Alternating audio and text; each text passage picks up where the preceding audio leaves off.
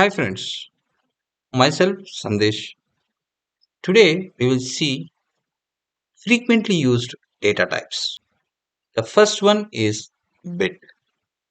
Bit is used to define whether it is 0 or 1, mainly true or false. It's a boolean.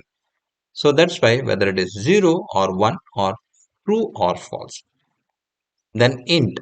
Wherever we are using numbers 1, 2, 100, 1000, or it can be any whole number, we are going to use int.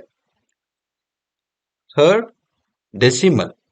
Wherever we wanted the numbers with decimals. So we are going to use data type decimal. Then character. So char will tell. So char we define how many characters we define. We wanted one character, we want 10 characters. So A, we want to store only A or I or C. We need to select the data type char 1. Or if you want SUBM, we need to select char 4. Like that way, we need to decide data type. Then varchar.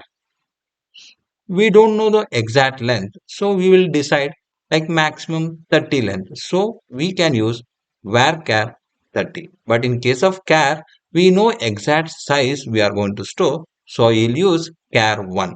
But in case of varchar, we don't know like names. Names of everyone will be different and different length.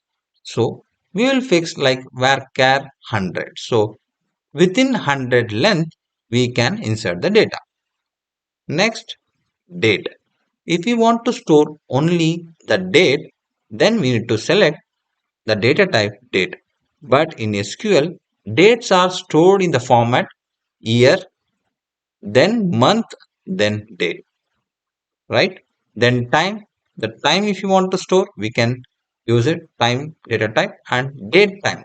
If we want to store date and time both together, then we need to use data.